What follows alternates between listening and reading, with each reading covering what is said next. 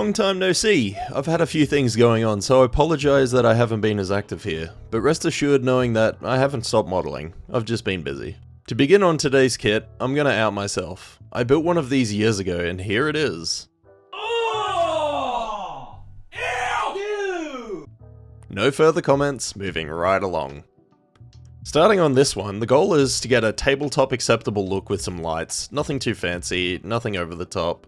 Nothing that's gonna really win a competition, but it won't take too long to do.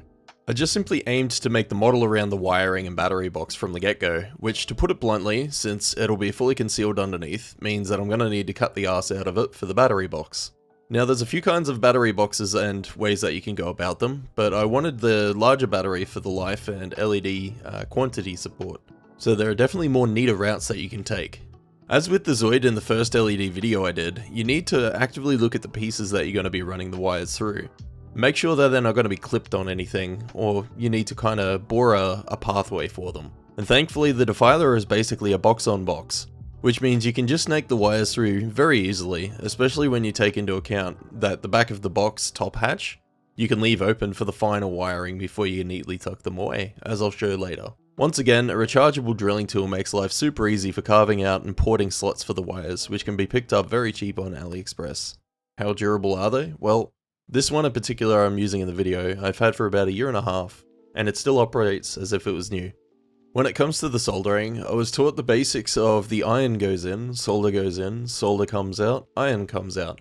And this means that you put the soldering iron in to heat up the areas, then you put in the solder, and when you've applied enough as desired, you take the solder out and then the iron out. And make sure you have a heat shrink on one side of the wires to cover the contact.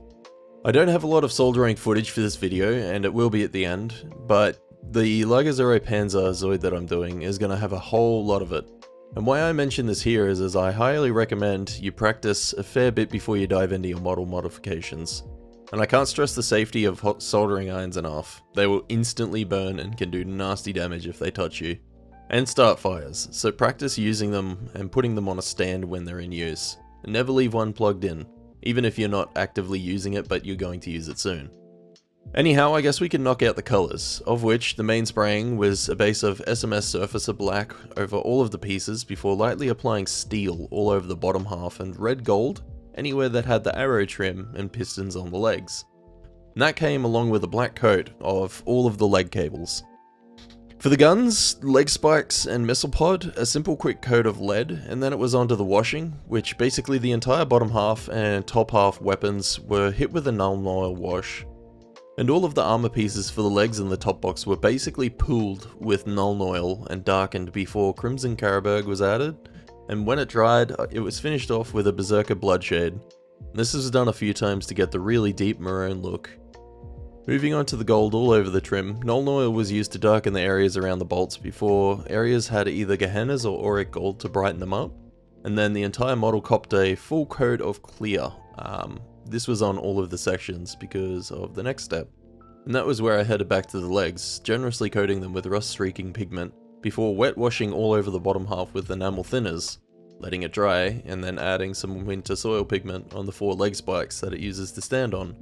And finally, a little bit of blood for the blood god in and around the claws to show that carnage. Basically, it was all very quick and easy, which was the main goal, and it only took about 10-15 minutes here and there while doing other things to finish, but I dare say it's much better than the first Defiler I did way back. And I guess that's about it for information, so until the next one, enjoy the rest of the build and take it easy.